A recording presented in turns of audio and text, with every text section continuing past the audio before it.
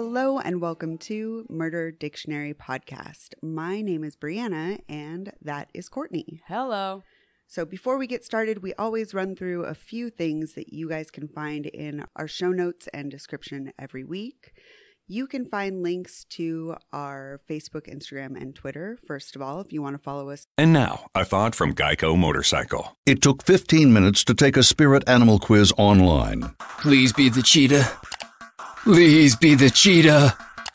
And learn your animal isn't the cheetah, but the far less appealing blobfish. Oh, come on. To add insult to injury, you could have used those 15 blobfish minutes to switch your motorcycle insurance to Geico. Geico. 15 minutes could save you 15% or more on motorcycle insurance. Over there and get some updates about the episodes coming out and some memes and information and stuff like that. We also have links to any of the resources that we use to research each episode. So if you're interested in the story, you want to do a little follow-up and reading on your own, definitely check out the links in the show notes. And we also have links to our Patreon and our Threadless. So if you want to get some t-shirts, sweaters, phone cases, stuff like that, we have that on Threadless and the link is in the show notes. And if you want to get smaller items like stickers, magnets, etc., then we have those on Patreon as well as bonus episodes. I really, really want a beach towel. I say know, it every right? time, but I gotta just pull the trigger. You're at the point where I think you have you're collecting one of everything. It could right? be a cape. Yes. It could be anything. And You'd be the duffel murder bag. dictionary superhero, really. We're there. So we want to thank a few new Patreon supporters this week. We wanted to say thank you to Melvin, Megan, Sean, and Ridiculous Podcast. So thanks, you guys. We appreciate your support on Patreon. Thanks, everybody. And again, if you wanted to join, our link is in the description every week. So with all that said, I think we can get to our case for tonight. We are still on letter C in our alphabet, and we are talking about cannibals again. So we've got another cannibalism story. So if you're grossed out, If you're squeamish, that may not be the episode for you. this one's pretty icky.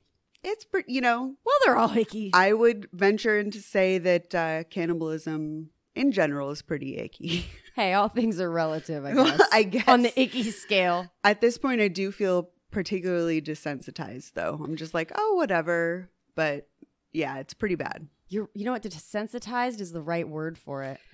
I feel, I'm definitely very empathetic and I don't feel like I'm callous, but I do feel like some of the grosser things don't affect me the way that they used to. And Yeah. for a lot of true crime fans, I think that's the case. You just get to a point where you're like, yeah, I've seen that. I get that. And you feel kind of bad. Oh, Like totally. I do. Yeah. Oh, this really should make me have feelings, but And it's a real person, but my heart still shrinks 10 sizes that day, I guess, because it's just like, okay, again, they're going to fill a basin with blood next. You're the Grinch of true crime. Yeah, it's happened. So we've got cannibalism that apparently doesn't faze us at this point. And this is some international, Yes. early, what century? I know, right? What century? Is it the 20th century? It's 1894, so 19th century. It's that period of time. Oh. I've never been good at history. It's I'm surprising really good. that I can I do just- history of true crime, really. Okay, wait. 20th century Fox. Mm-hmm. I'm going to go with 20th century. I'm going to go with we're in the 20th century, right? No, we're not. Isn't it the 21st? Now it is. After Yeah. the 2000. I was going to say. But So- then since this is the 1800s, So it we're would be in the the 19th century. And the 20th century. See how we reason that out? We got this. Thank you, Between the two film. of us, we can figure out basic junior high history. Using film production names. That's great. That's our point of reference. It's my priorities. It only makes sense. I love these historical cases because, I don't know, it puts your mind frame in a different period, where we can't necessarily apply all the rules of today to olden times. For example, if someone goes missing, You can text right now. We see this in cases currently where, oh my gosh, she didn't show up for this. I'm text messaging. But if this person goes missing in like 1930, it takes some time before you notice that they're missing. And it's a really interesting way to look at it with knowing what we know now about picking up a phone, email, texting, all of it. It's so instantaneous currently. So to think that criminals can use this to their advantage and they're well aware of it and they can really plan things accordingly, it's very creepy because people can just disappear. And I feel they did. like, historical times are so scary to me because that just happens so frequently. Yep. So we are talking about Leonarda Cianciulli, who was born in 1894 in Mantua, Italy, which Courtney pointed out, because I'm terrible at geography, that this is in the ankle of the boot of Italy. Yeah, it's about the ankle of the boot. Yeah. So if you pointed out on shoes, I got it. That makes sense to me. Mantua. Yeah. Sadly, Leonarda was conceived when her mother, Amelia Dinolfi, was actually raped. So when Amelia found out that she was pregnant with Leonarda, she was actually forced to marry her rapist, Leonarda's father, Mariana Cianciulli, which is just absolutely horrific to me.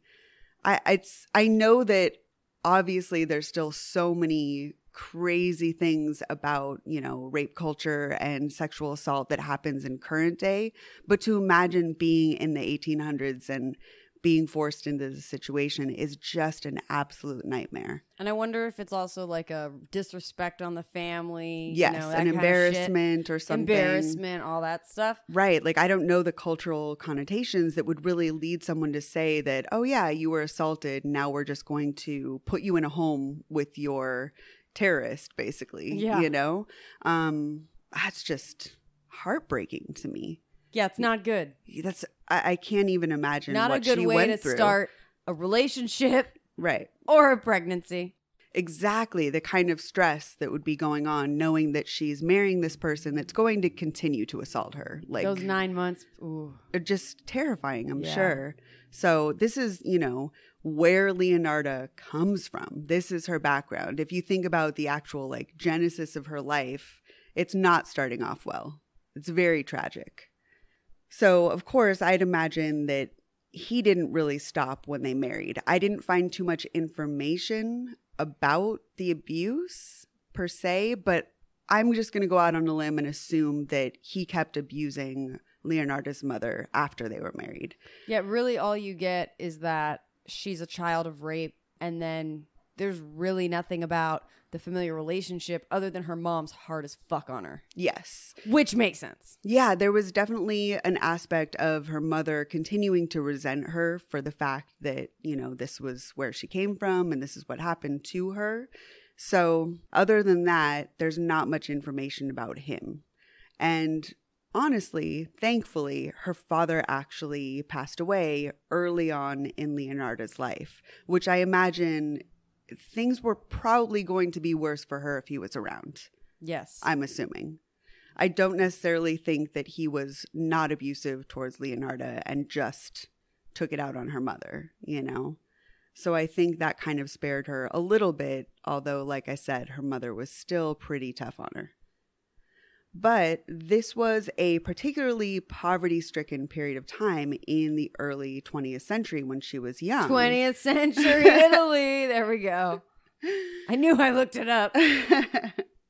But now we're talking about the 1900s. You know what I mean? We're talking about if she's over 6. Yes, yeah, of course. Now we're in the 20th century. That's where you got it from. We're putting it together. It's all coming together. So, of course, now Amelia is a single mother with, her young child, Leonarda, and she's struggling to make ends meet. She's coming from poverty even when she was in a marriage and she had a 2-income household. Now it's even worse. Even when Amelia remarried, their financial situation didn't improve much. So it was through Leonardo's entire childhood that she was very, very poor. Amelia took a lot of her frustrations out on her daughter, Leonarda, and was described as extremely emotionally abusive. And of course, like we said, I assume she saw her daughter as an extension of her rapist and pretty much punished her for the sins of her father, right? Yeah.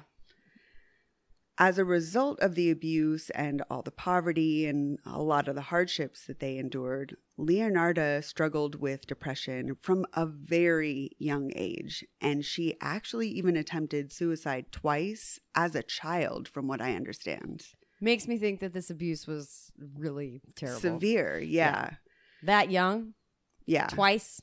And I didn't get a number on, I couldn't find any information like specifically she was only 7 or 8, but it sounds like she was very young, not a teenager yet. Youth, which makes me think somewhere, I would go like maybe 9 to 13, like probably closer to like 9 to 12. Right. I was thinking Very under young. teens. Yeah, like 6th grade middle school. Yeah. Which is kind of what we're seeing happening more now.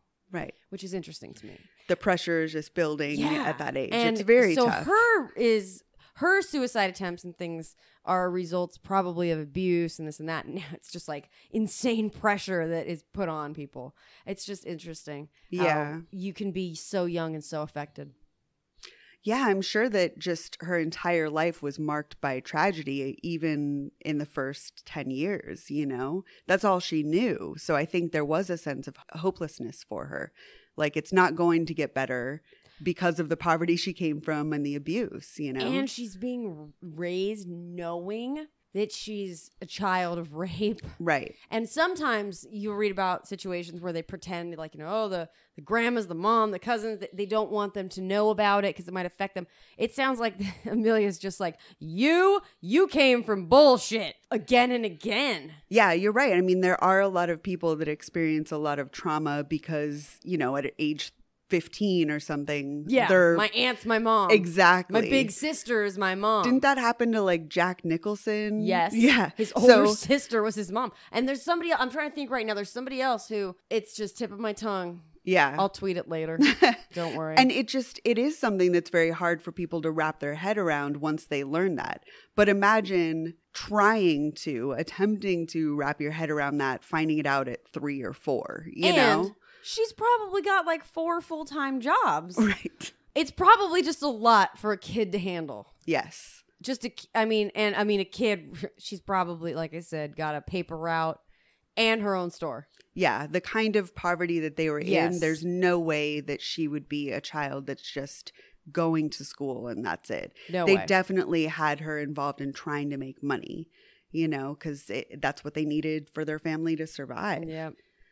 Her mother, Amelia, decided that the way to improve Leonarda's life was to find her a man to marry, who was, of course, more financially stable, that would bring up their stature and their financial security. Leonarda's mother thought that this would basically be the best way to ensure that her daughter didn't have to struggle as hard as she did.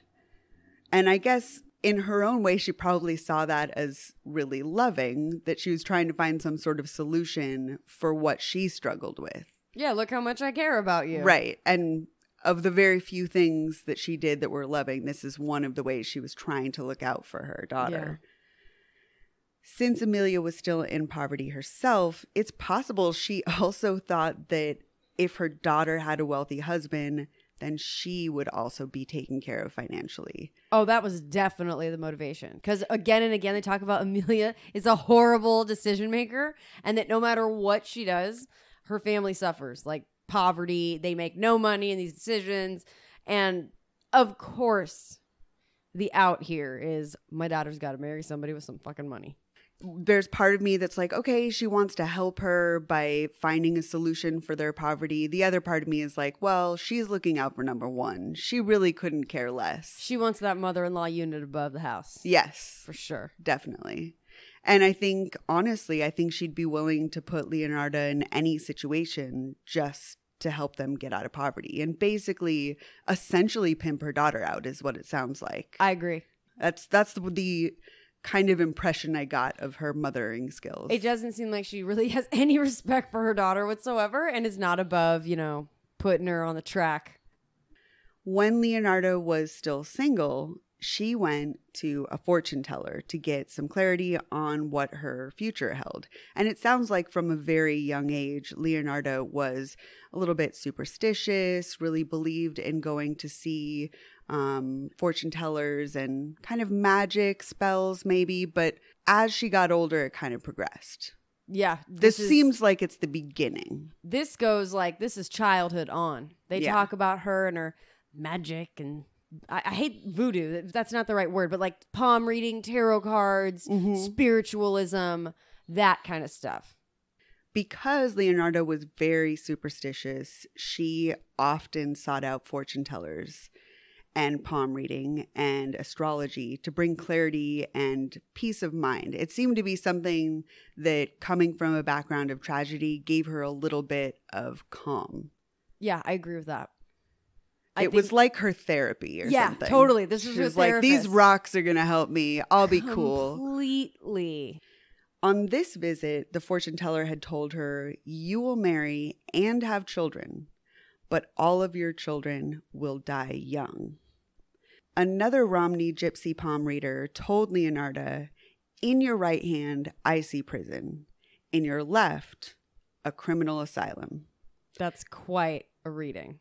I don't know why she's looking to this for calm and like therapy when clearly she's getting nothing but, hey, you're screwed. You're fucked. It might be. Give up now. But it might be almost calming and reassuring to know that like, okay, so there is something criminal in my future. So you know what? I'll go with this. I'll just brace myself and expect the worst. This is where she gets the balls to start pulling the shit she starts to pull. Is like, well, you know what? They're always right. It may just kind of solidify this thought that, well, it's going to happen anyway, so I can kind of do my worst. And I really love the Romney gypsy reader part because I watch all these Romney Michelle freaking American Gypsy Sister show weddings. It's amazing. I highly recommend. And I can absolutely hear them saying this. So it looked like the first part of Leonarda's fortune would soon come true because her mother was actually able to find a wealthy suitor that wanted to marry her daughter. But Leonarda had other plans. She had recently met and fell in love with a much older man named Raffaele Pansardi, who was a registry office clerk. Of course, her parents did not approve of him because he was working class and he wasn't well off by any means. So he really didn't meet that criteria of wealthy husband to take care of the family that they were looking for.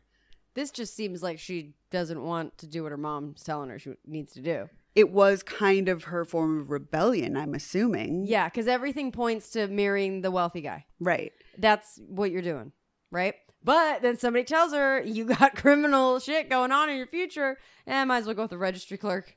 She should have tried to marry a lawyer. Yeah. Get her out of some shit. Oh my God, Brianna. That would be ideal. Yes. Yeah. If I get that palm reading, right hand, left hand, you're fucked. I'm going for an attorney, criminal defense attorney. Yes. Hands down.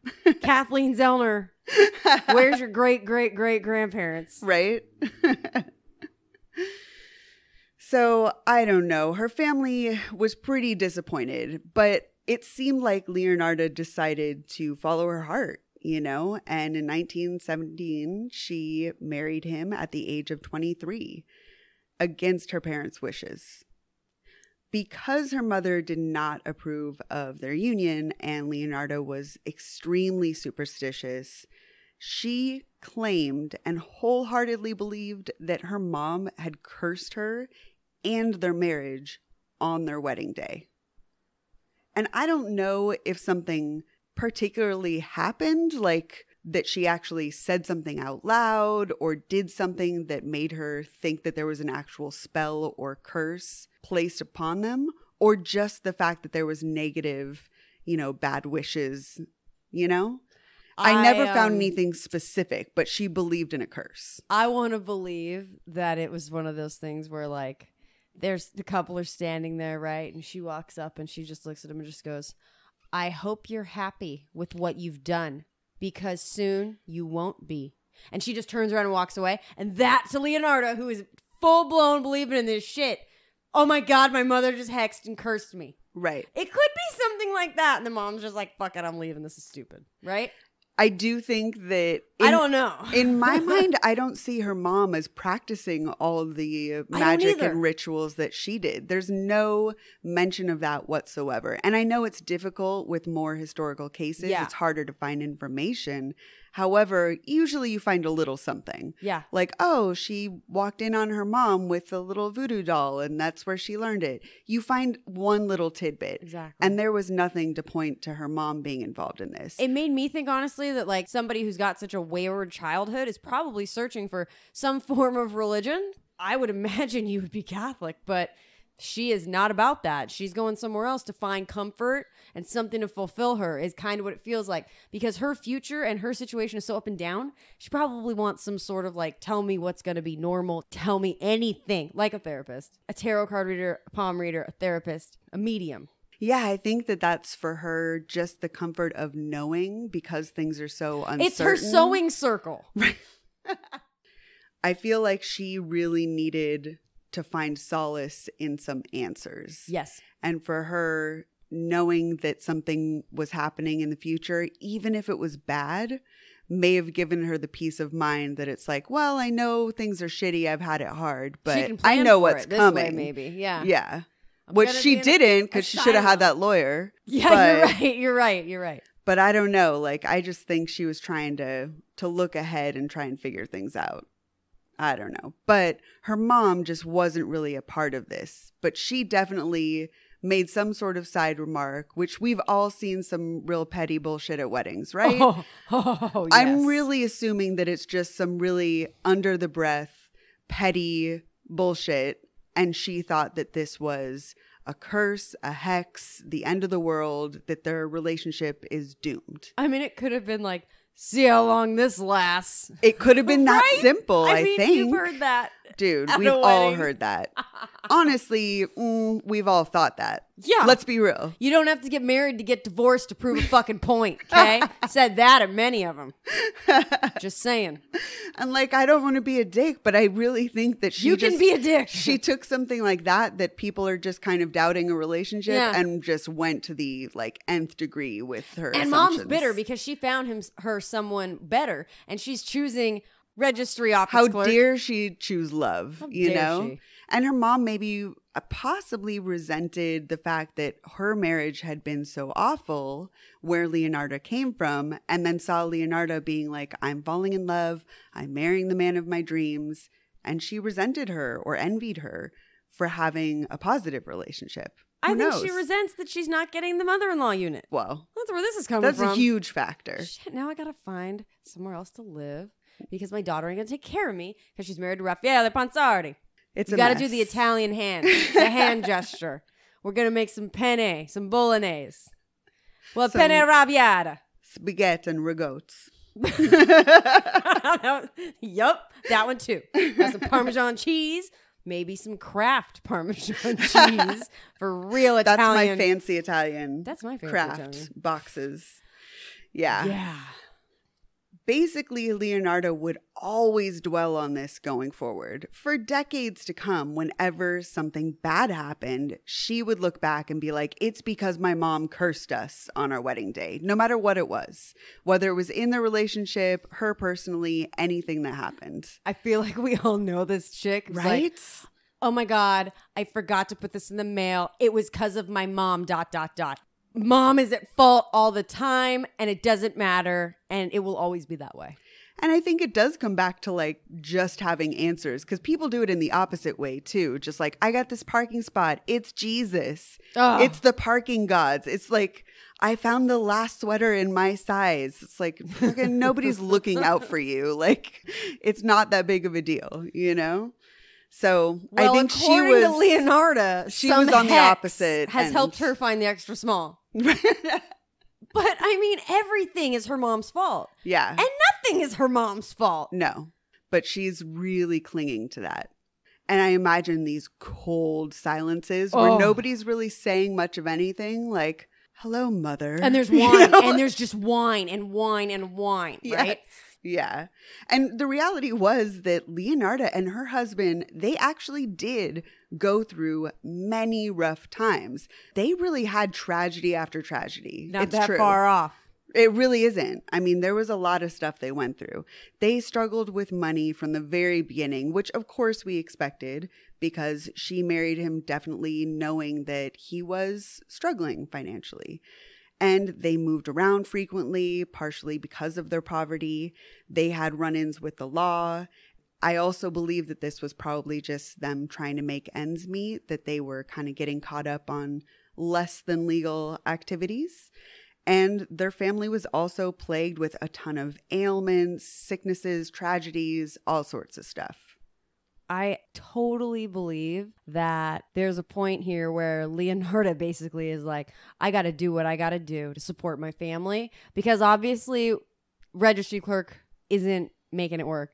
Yeah, it just seems like there was this roller coaster of just constant things going on. Grifters Yes. is kind of what you see happening eventually. That's the word. Oh, definitely. Grifters. And I think that did come from the fact that she wanted to look out for herself and her husband, her family, no matter what, because she did struggle when she was so young.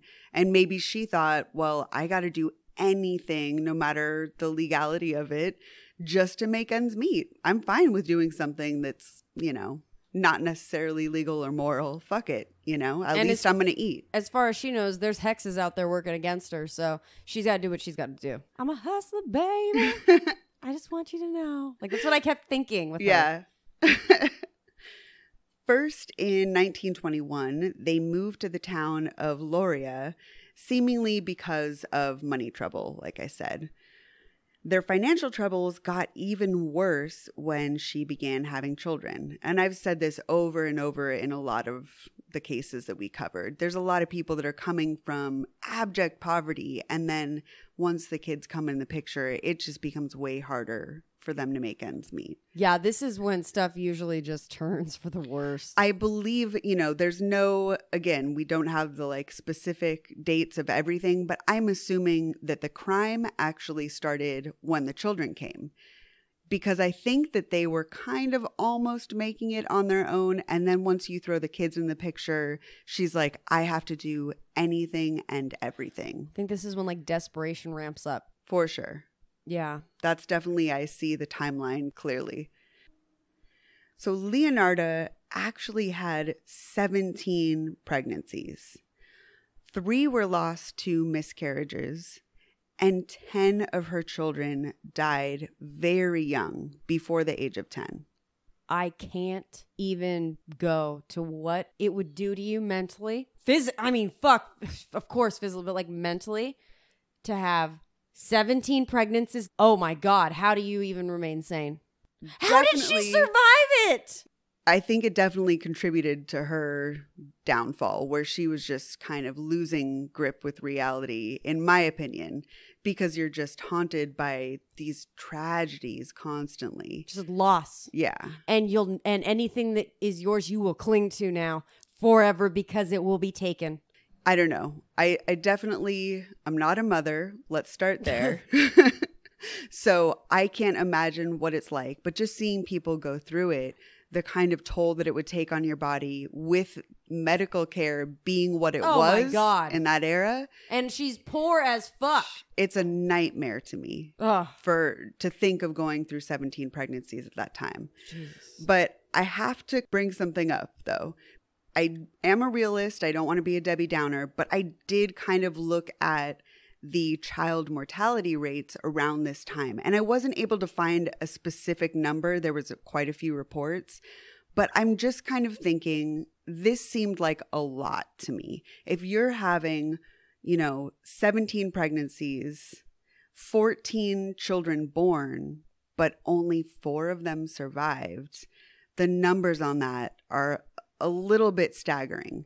And so around this time, what I found approximately was about 50% of children survived. Maybe food shortage. I don't know about breastfeeding protocol back then, but you never know. Sometimes people can't. Sometimes kids don't latch. I mean, I don't know what the hell you do for Yeah. formula back then if you don't have it. If they're allergic to cow's milk, this is a whole thing. But Like you're going in the rabbit know, hole I'm at like this in there point. now, but- Let's get deep about milk, you guys. but like what? Yeah, maybe it's maybe it's something like that. Neglect, because this is a good question. Like I don't want to believe that, because crimes with children are something that really gets to me. Yes. It's very difficult. I try not to cover them. Personally, my niece passed away at the age of 2. So anything involving this stuff is just heartbreaking. But it's all the more reason to me to question people. And I don't want to just naturally question mothers. But when I look at a mother that I know will later turn out to be a murderer, I don't think I'm willing to put it past her that she was either at least neglectful and at worst possibly harming the children. Especially having the experience you've had. It is very hard when you've gone through something and then, you read about these children, young children, and when you've had that, it's hard to look at these and just be like, wait, what are you talking about? How do you just accept that number? Oh, right? Definitely. I'm just looking at this like there's no way that makes sense, and it just doesn't add up to me. And these are human lives, but just looking at the math, if you're comparing a mortality rate that's 50%, but your personal family child mortality rate is way higher, I'm starting to look at you like maybe it's something you're doing. Side note, you think they were all Raffaellis? They kept renaming them the same, right?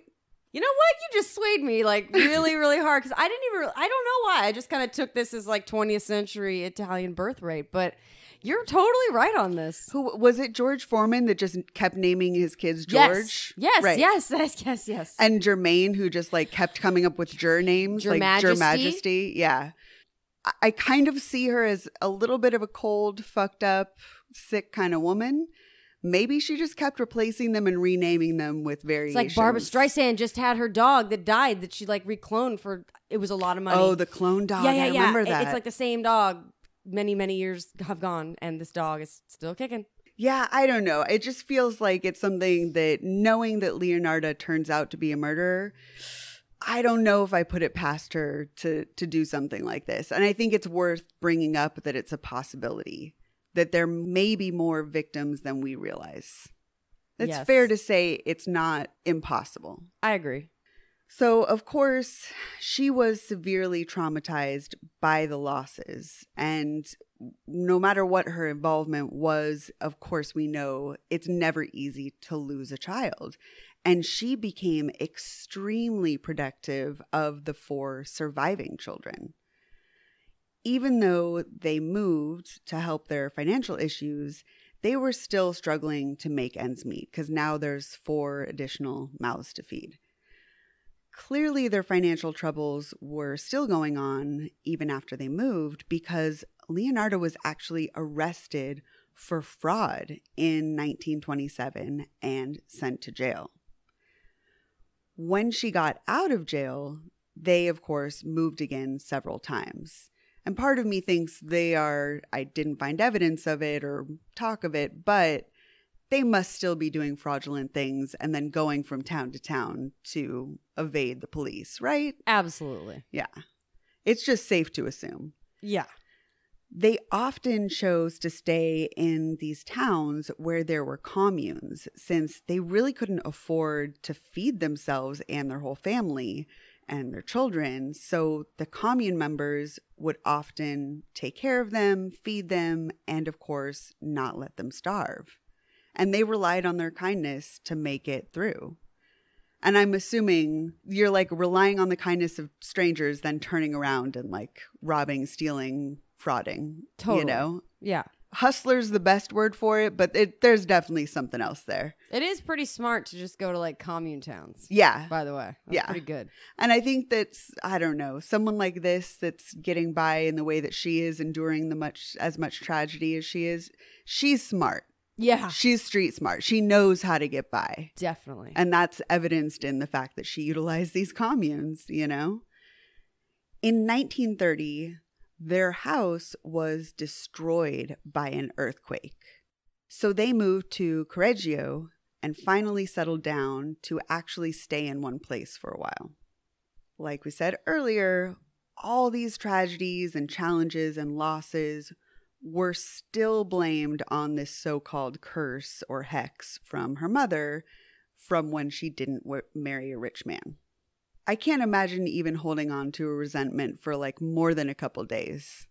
I don't know if it's just my personality type, but like I don't even have time to be that petty for decades. I absolutely know people that would take this shit for to years. The grave. For years. Yeah, decades.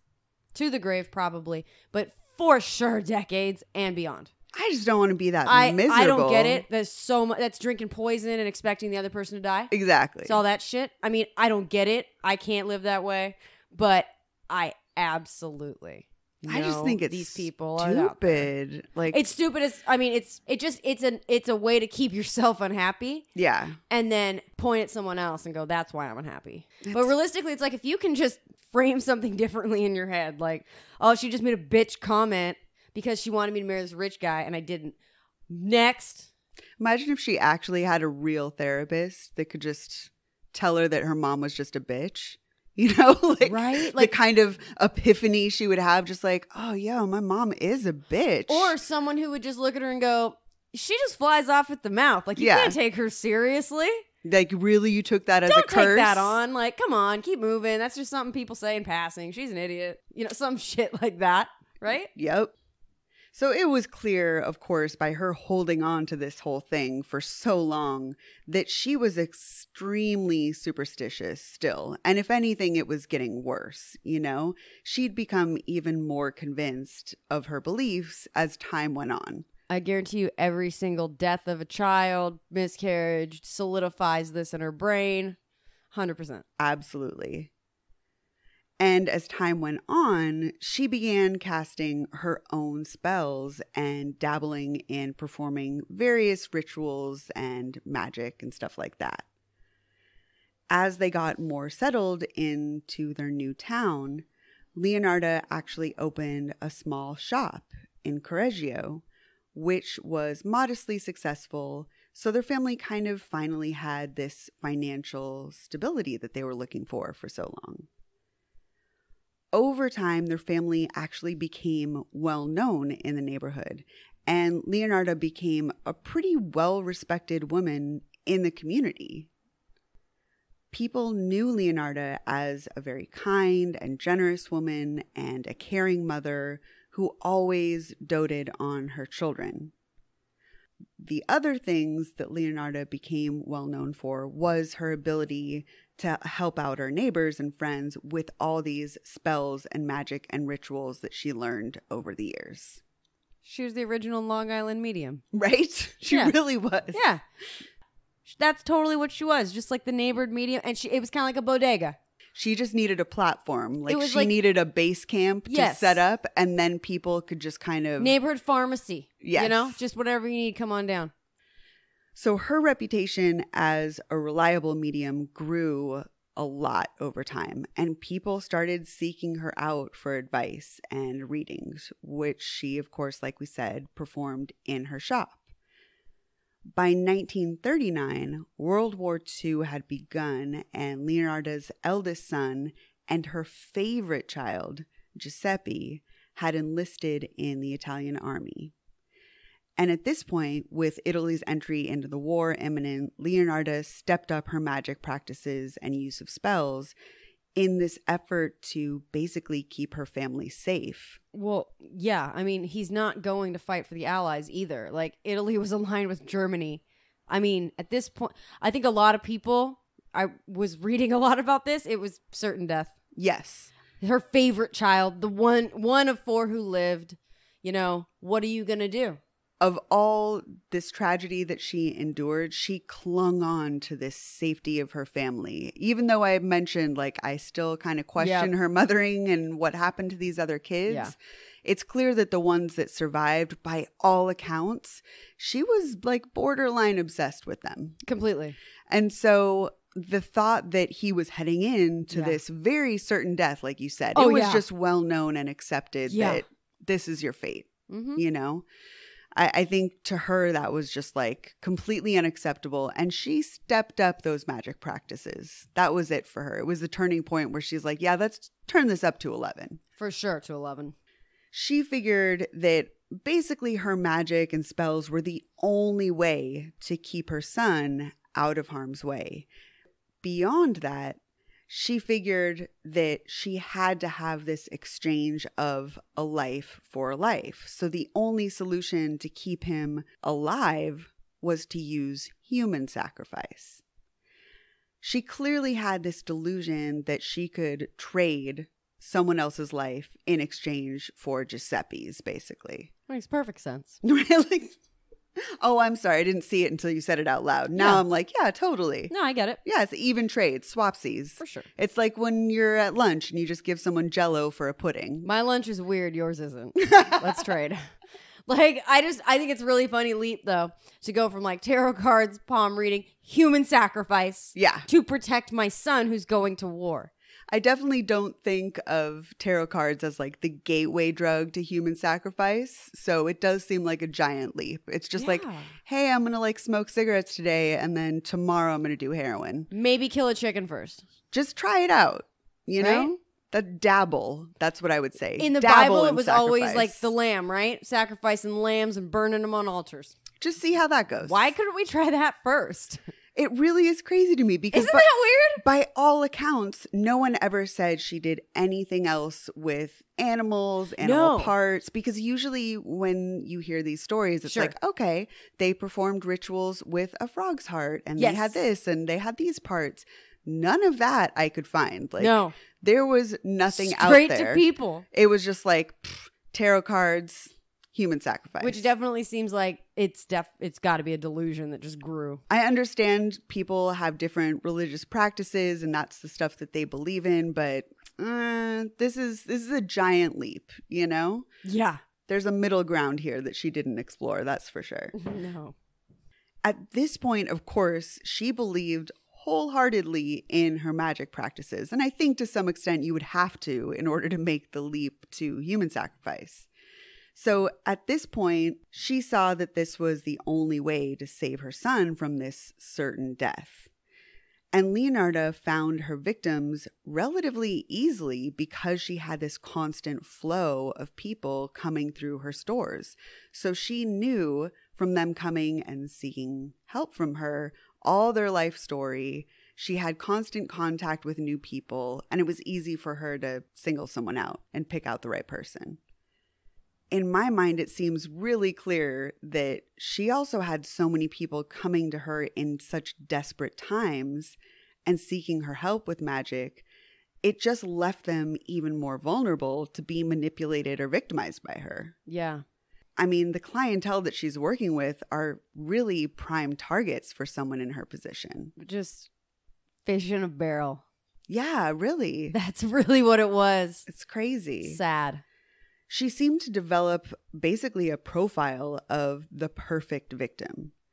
Since she specifically targeted single women past the young marrying age who she knew wouldn't have any ties to family that would come looking for them. So basically, all of her victims were single women, but they didn't live with their parents or, you know, a sibling or anything like that. Her first victim was Faustina Setti, often referred to as a local spinster because she never married. Just one of my least favorite words ever. It's a great one, isn't it? God. Spinster. What a lovely way to describe her. There's nothing that's equivalent for a male either. And spinster is used multiple times when you're reading about Leonarda.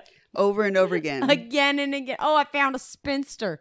Oh, I got another spinster coming to see me about her lack of life. Can we just change language? Can this just be like single ladies? And could you do a little head bob every time you say it? Like, she just found a local single lady, you know? Like, fucking A. Yeah. Spinster is bullshit, you know? And she's only like 40, I bet, you know? No, seriously. I know. Just, it's crazy. They were shockingly young to be called spinsters. Right. Like, you think of spinster and then this 20-year-old shows up, you know? No, like, I'm honestly. like spinster age currently. I know. Like, as we're sitting here, I'm thinking, oh, shit. Right? This is me they're talking about. No, honestly, I'm perfect spinster age. But I think people would come looking for me. That's what we've got hope. going for us. Oh, God. I'd come looking for you. I'd bro. come looking for you. I was just saying, I got you. Don't worry.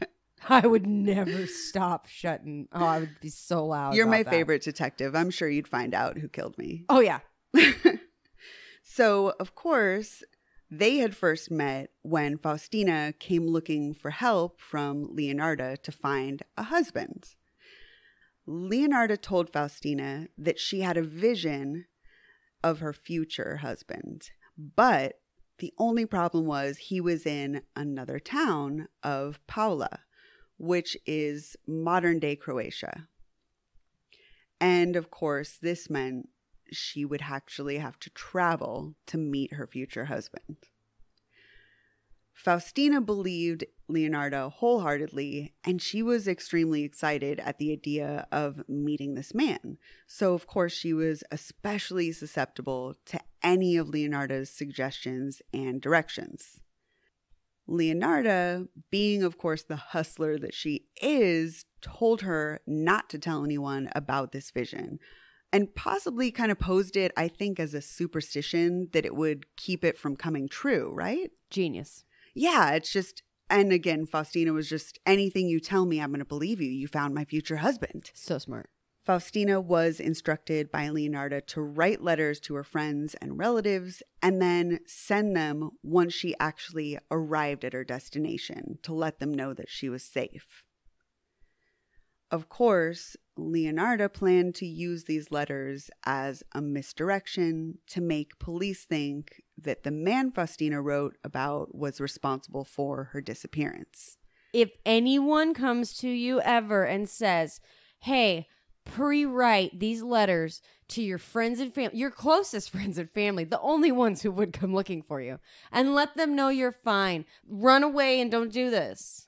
Call me first and be like, hey, I just talked to this psychic. Her should call her the millionaire matchmaker, because that's what this is about, like right now. This is what's going on. This is Patty Stanger. Honestly, in the community, This is Patty Stanger. That makes perfect sense. That's what it is. She did seem like she Yes. became well known as this kind of matchmaker. This is old times too. Like, I mean, this is, every culture has matchmakers. Yeah. In the community. And that, I think, is something that she kind of rode. And I think that's why it's always like a spinster. And she really was smart about that. But if anybody, Brianna, asks you to write some letters, please just call me and be like, someone asked me to write letters. Didn't we talk about this? And I was like, not supposed to do it? Or am I supposed to? No, you're not. You're not supposed to do it. Mail them to me. I will remember this moment. Thank you. I'm never going to mail some letters. But it really is just her preying on their desperation. Yeah, that's they exactly had no what it is. choice but to believe her, especially when they're coming to her as a medium, as a psychic, as a tarot, like all these magical things. Mm-hmm. In order to make those things true, you have to wholeheartedly give everything over to it. Yep. I mean, you can't just half-ass it. You have to actually like go through with this superstition to the nth degree. So that's where she was at. She knew that she could get anybody to do anything because they wanted this husband so bad.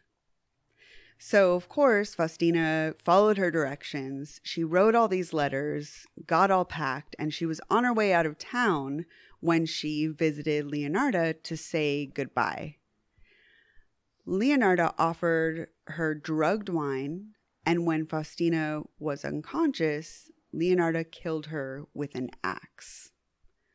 She cut her into 9 pieces and put her into a closet with a basin on the ground to collect all the blood dripping down.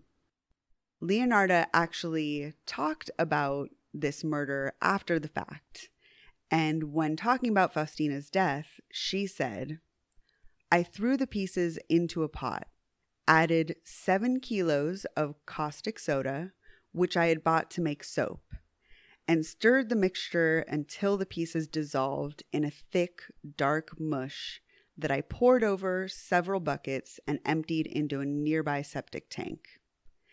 As for the blood in the basin, I waited until it had coagulated, then dried it in the oven, ground it, and mixed it with flour, sugar, chocolate, milk, and eggs, as well as a bit of margarine, kneading all the ingredients together.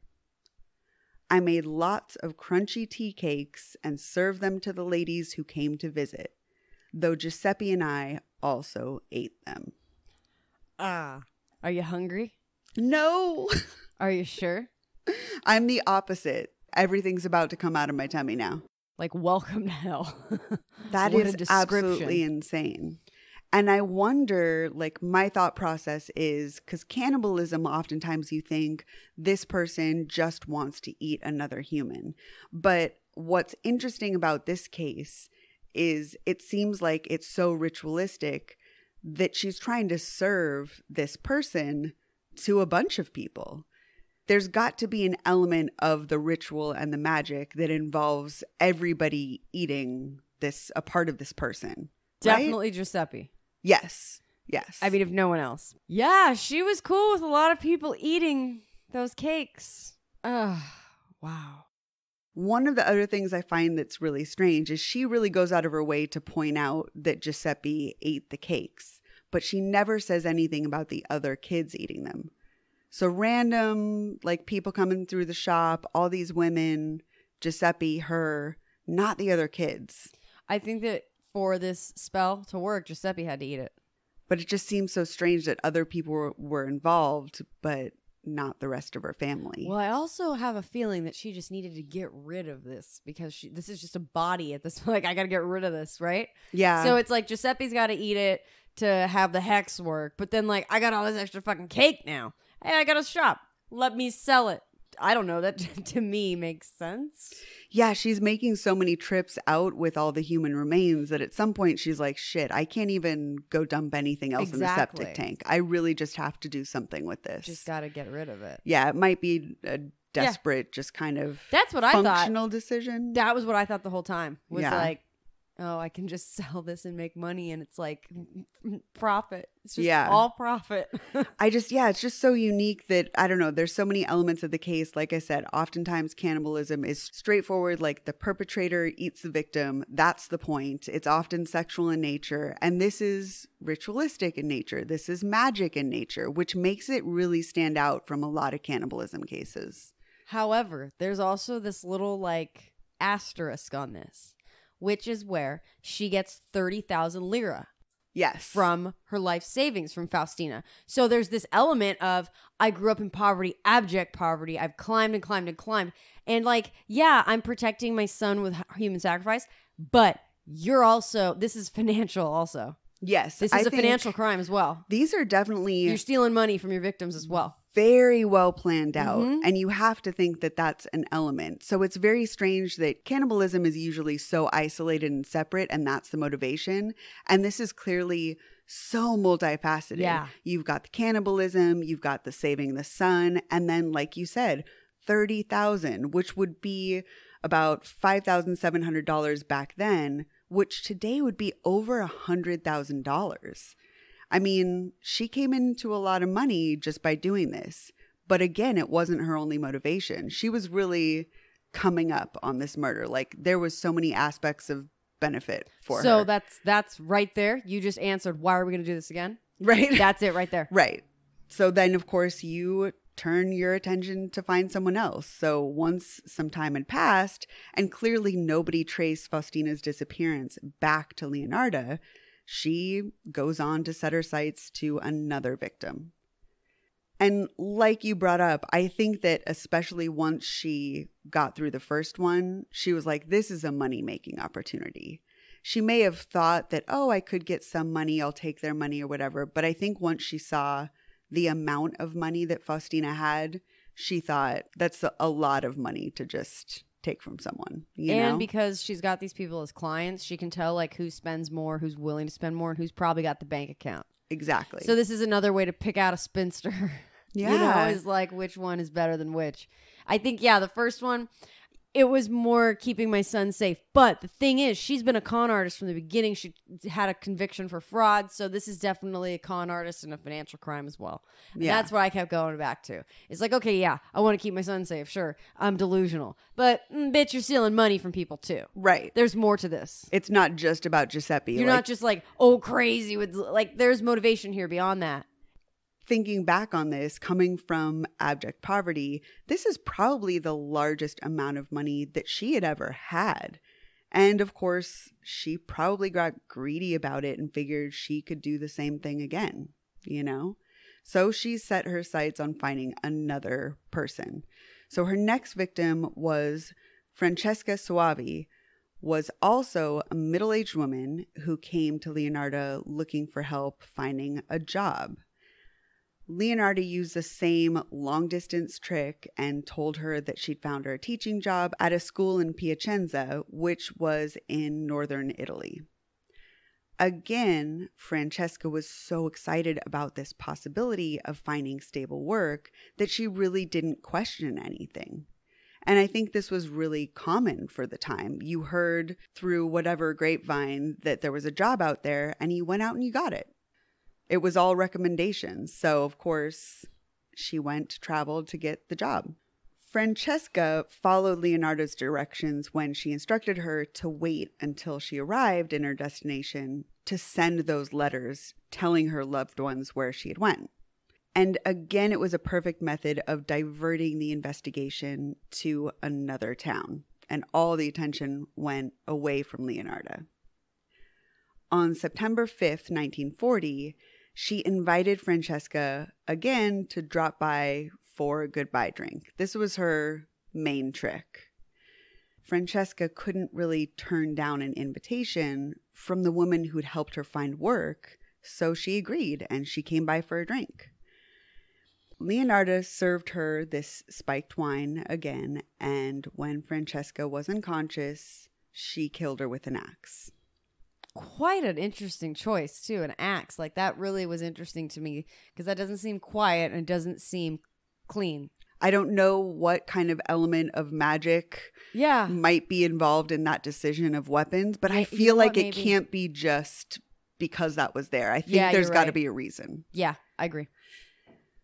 So again, she followed the same thing that she did before and put the body in the closet and filled the basin with her blood. This time, she only received 3,000 lire from Francesca, which would be $569 and about $10,000 today. It was significantly less, but still a good chunk of money. Dude, when you got 100,000 out of the first one, though, and then you're just like 10 grand. Right? Shit. She's really chasing the dragon with this stuff, for sure. I just still don't know how you get to this point where you're just like sacrificing people. Right. I don't know. Like you said, it's I'm crazy. The exchange of life. Like, really? I mean, there's no price on that. Weird. But again, which I'll say all the time, is like, but we're not murderers. Like, someone that's really got no real attachment is like, oh, fuck it. I always forget about that. So she handled the remains the same way that she did with her first victim. And after only a few weeks, again, she set her sights on a new victim. Virginia Cacioppo was a 53-year-old former soprano opera singer who was said to have performed at La Scala in Milan. So she was pretty successful. And she had a pretty good career as far as we know. But by this point, it was kind of on a downslide. And Virginia was having trouble finding work. So Leonarda told her about a secretarial job for a successful man in Florence. Like the others, Virginia was instructed not to tell anyone where she was going and just send the letters to her loved ones once she was at her destination. On September 30th, 1940, Virginia had her last glass of wine with Leonarda, and she was killed the same way as the others. Can we please get wine glasses that say Leonarda on them? Right? Oh. Just... Oh, my God. If I ever give you a glass of wine in a glass that says Leonarda on it... I know you're mad at me. It'll be Halloween. Be like, hey, Court, you want to talk? We got I need problems? You to write some letters. I've got stamps, actually. We're no good. Talking, just writing. I've got this like stamps.com or whatever I've heard about on all this shit. It's going to be just fine. I just need you to write these letters and drink this wine with me Dude, I wonder if Leonarda was Don't mind that sponsored by stamps.com because she's like really pushing these letters. You know what? I wonder, Raffaele should work for the post office. Right? Shit. This time, not only did she use her body parts while cooking, she also melted her fat into soap. We've got a quote from her in her own words that Courtney has. You guys ready? I'm ready. So Leonarda explains. She ended up in the pot, like the other two. Her flesh was fat and white. When it had melted, I added a bottle of cologne, and after a long time on the boil, I was able to make some of the most acceptable creamy soap. I gave bars to neighbors and acquaintances. The cakes, too, they were better. That woman was really sweet. Ah! I feel like my insides are trying to scrape out of my body. They're like, no. So it's Christmas time right now. We are in December. It's Christmas time. We're all shopping for stuff, right? I swear to God, if anybody goes and if anyone gets me like the Body Shop bar of soap, I'm questioning it all. I don't want it. Please no. This is changing the way I look at soap. I'm never going to have a bar of soap again. I have converted to body wash liquid for the rest of my life. And period. I love like all natural soaps, oatmeal stuff. I don't know. No more. That era of your life is over. I think you it's need over. to accept it. It's done. It's over. This was just so gross. Ugh. And she was so sweet. I can't even imagine separating a human body from one, their humanity and just who they are as a person, and then thinking of them as meat, secondary, you know? Not only that, but you're selling this soap in your shop, knowing other people are going to rub themselves with this woman. That quote, that one really kind of showed me some Leonarda. Yes. Just absolutely not connected. No. To it whatsoever. It's not a person. It's just fat, like a pig fat you'd make soap with. I could never make soap out of any animal parts. Like I could never do that myself. It's pretty icky to begin with. So then thinking about extending that to a human body part, oh God, it's making me sick just thinking about it. After Virginia's murder, Leonarda received 50,000 lira and assorted jewelry, which would be about $9,493 in 1940 and $168,000 today. Plus, we don't even really know what the jewelry was worth. I venture to say that the jewelry might have been worth more than anything because of the fact that she was performing at La Scala Opera. She might have been even a diva. She might have been like really at one point, but then, you know, went down slope, whatever. She's not getting hired as much. She's an older actress now, not getting the roles, right? But like, I bet you she had some good jewelry. If it's mentioned, because it's mentioned again and again, her jewelry. So it must have been like gemstone shit, like real jewelry. I think the emphasis is put on it because it is so valuable. Exactly. Yeah. Although Leonarda thought that she had chosen another perfect victim that fit the profile she had come up with, she had actually made a mistake with this one. Unlike her previous victims who had little or no family, Virginia was close with her sister-in-law. And she was dedicated to finding out what had happened to Virginia. She's basically, I assume, a person into true crime the way we are. The way that nothing can happen without us digging into it super deep. She was really putting in the footwork. You have to assume she's actually doing legit detective work and like tracking down leads, finding witnesses herself. Because of course, like all the previous ones, they just assumed, okay, well, the letters are here. That's where she went. She disappeared from there. And this woman is like, no, I'm going to track everything down. Where's the forensics? You know? Even though Leonarda sent out Virginia's pre-written letters after murdering her, again, her sister-in-law didn't really buy the story that she left town in this rush for a job. So Virginia's sister-in-law was suspicious enough to do a ton of investigating by herself and discovered that she was last seen entering Leonarda's house. She went to the police superintendent with her information and evidence of her last known whereabouts, which eventually led the police to honing in on Leonarda. Initially, Leonarda denied everything, of course, and insisted that she had nothing to do with the disappearance or a murder. By this point, I'm assuming they have no evidence, no body or anything. So she's just saying, I don't know where she went. No body, no case. Exactly. And she's banking on it. But then the police turned their attention to Leonarda's son, Giuseppe.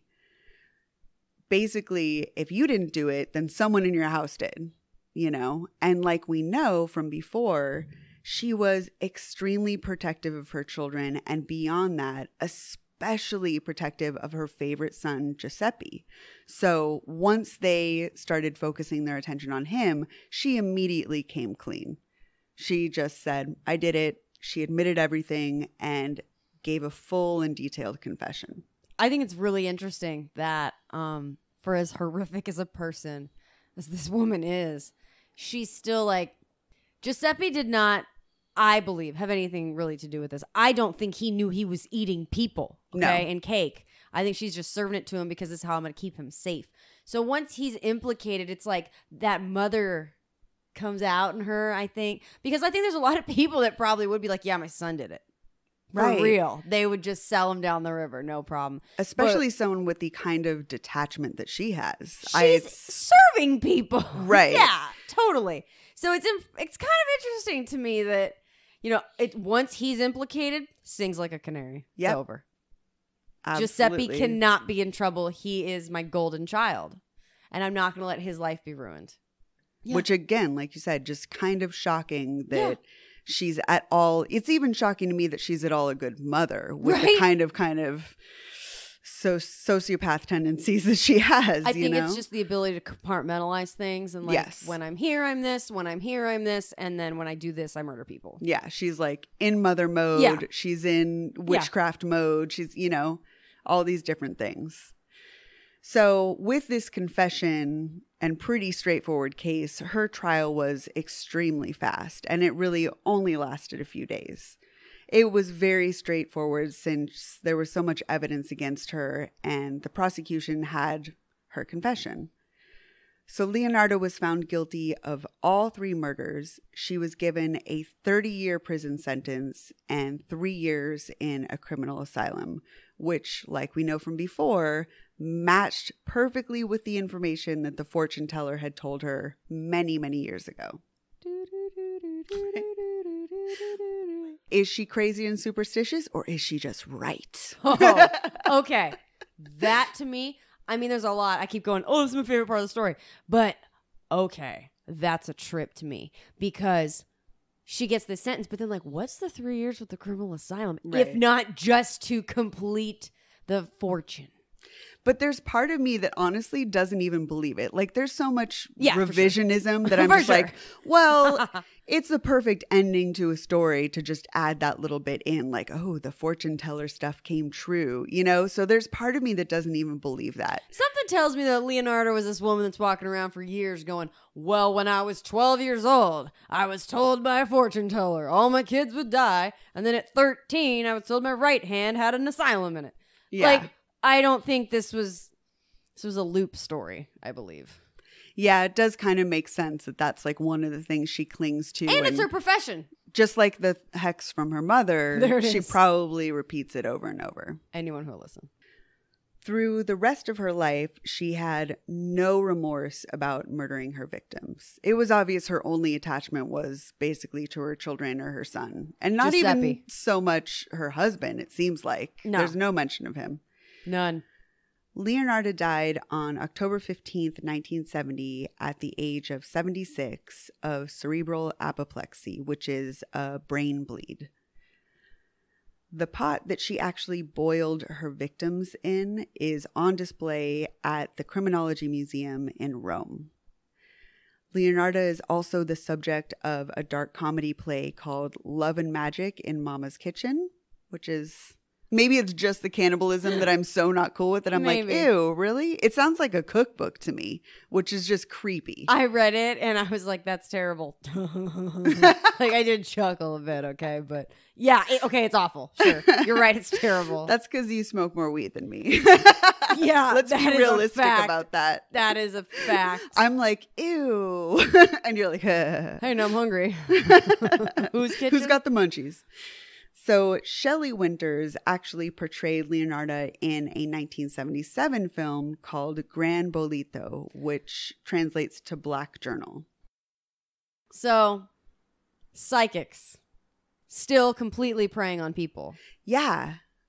I do believe that there are, people that are connected to the spiritual world, and there is that out there. I do believe that there's some other realm of, we don't know. I'm smart enough to know I don't know, but I think I see how someone like Leonarda happens because, for example, Housewives of Orange County, that whole thing with Brooks having cancer was broken open because Tamara has a psychic come over, and that whole thing started was because this guy goes, I'm just not seeing it with the cancer, right? That whole thing was broken open from that. Every single episode of Beverly Hills Housewives, Kyle Richards has got Rebecca, her psychic there. The crazy Night from Hell, Camille Grammer, he'll never emotional fulfill you. Believe that. With Allison Dubois and Medium, there's television shows. People fall for this, and this could happen today. I believe that Leonarda believed it wholeheartedly. Oh, yes. For me, it seems like obviously there's no redeeming quality and she's a murderer, point blank, period. However, a lot of the psychics today are just using different psychological tricks and just very easy. It's the same way with magic and illusions and whatnot. You ask leading questions, you watch for certain body language, you watch for certain tells, and then you go in a certain direction. And that seems to be pretty prevalent. I do agree that there's probably some sort of real connection to a spiritual world that some people have, but it's rare. But there's plenty of con artists and hustlers that are just trying to get by on this psychology reading kind of skill. But Leonarda was not that person. She believed wholeheartedly. She really was in it to win it. Yes. She was not sitting there trying to hustle anybody until the very end when she's like, I'm going to murder these people. The entire time, she, I think, was trying to provide a service and make money off of it. Well, all those years she was building her business as a medium and stuff. Yeah, I'm sure she was like sort of trying to be, because if they know that she's telling the truth about things, they'll come back to her. Right. So she's got to give them a little crumb here and there. And that's how she builds her reputation as being a really good, medium in the neighborhood. Yeah. And from there is where it becomes the financial con. And it's like, it starts with this delusion, belief in magic, sorcery, all this psychic. And then it turns into a financial crime, taking advantage of someone. Yeah. And then the murder is like a necessity to get the money. It just doesn't seem like enough money to me. So it really must have been related to human sacrifice as well. Yeah. There's a lot of that for sure. I mean, obviously, but I think every angle you come at it points to the other option. You know what I mean? Like, yes. It's not enough money, so it had to also be motivated by this, but that's not enough either, so it had to be motivated. Like there's the money, there's the ritual of saving her child. All just comes together and melts. Again, like I said, just one of the reasons why this story is so interesting, because most other cannibalism stories are going to involve some sort of element of just one person eating another person for the pleasure of eating another person, period. Not really for this end game, this goal, this magic, the con artist of it. So this case is so unique, Another interesting, I personally love this because I love when they give titles to criminals. The Soap Maker of Correggio. Yeah. Great title. Creepy. Totally creepy, right? I imagine that it would be very, very easy to make this into a horror film. It's just sitting right there. So, yeah. As hard as I could dig, there was still an unanswered question. I want to know about the sister-in-law. I want to know more about her husband, because obviously the kids were the only thing that mattered. Yeah. So many questions. Always. But it is just very, very complex in a way that most other cannibal cases are kind of straightforward. Yeah, usually. So it's pretty interesting. So this is the second cannibal, and we've got one more cannibal. If you and I can get through it with our stomachs, because I'm starting to get queasy as hell, but it just kind of washes over me after a while too. It's like I get really grossed out, and so it's like once you get that sickened, you just got to keep going. Right, you just got to push through it. Because if I'm gonna puke, let's just do this. Once the queasiness fades away, you're like, oh, I find shit. myself closing my laptop and be like, I'll be right back in a second. I gotta step away for a moment, and then I come back and oh great, here we are again. Just need a couple deep breaths. Coagulated blood tea cakes. No, thank you. Anytime. You're welcome. Hard pass. So, I'm good at segues. So like we always say, you can find links to our social media in our description and show notes. If you want to read more about the case, we've got the links to those as well. And we've got a few new Patreon supporters this week that we wanted to say thank you to. So thank you to Melvin, Megan, Sean, and Ridiculous Podcast. Thanks, you guys. Thank you. I think that's it for Cannibals Part 2. And I guess we could remind you guys, I was thinking that we haven't said in a while that we would also appreciate if you would rate, review, and subscribe. If you like the show, it really does help out to give 5 stars for us or any other podcast and say some nice things. I just, it's really nice to hear because we do put a ton of work in the show and we love to hear from you guys. And make sure you subscribe so you see when we have new episodes coming out. Yeah. And then we'll see you next week for another cannibal story. Yes, you will. Yeah. So thanks for listening, and we'll see you next week. See ya. Bye. Hi, I'm Brianna. And I'm Courtney. From Crime Screen Podcast, where every week we talk about movies, TV shows, and docuseries based on true crimes. We discuss all the bingeable and unforgettable true crime that we're all watching on our screens at home. Like Making a Murderer, Mommy Dead and Dearest, or Dear Zachary. So if you're like us and have the problem of scaring off people at parties with serial killer facts and true crime stories, or you just try to talk about whatever you watched and get horrified looks from coworkers and even your exasperated significant other, then we are your new friends to discuss all the true crime with. Follow Crime Screen Podcast on Facebook, Instagram, and Twitter to stay updated. And subscribe to Crime Screen on Apple Podcasts, Stitcher, Google Play, or wherever else you listen to podcasts.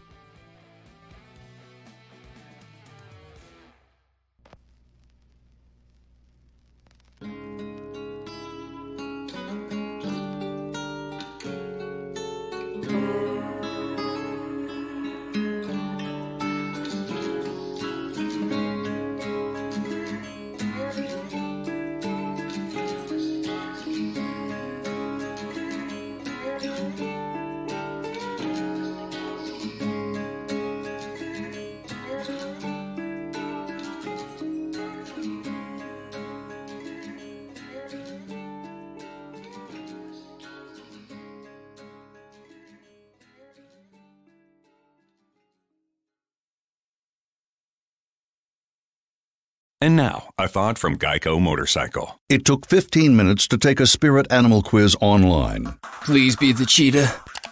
Please be the cheetah. And learn your animal isn't the cheetah, but the far less appealing blobfish. Oh, come on. To add insult to injury, you could have used those 15 blobfish minutes to switch your motorcycle insurance to Geico. Geico. 15 minutes could save you 15% or more on motorcycle insurance. And now, a thought from Geico Motorcycle. It took 15 minutes to take a spirit animal quiz online. Please be the cheetah. Please be the cheetah. And learn your animal isn't the cheetah, but the far less appealing blobfish.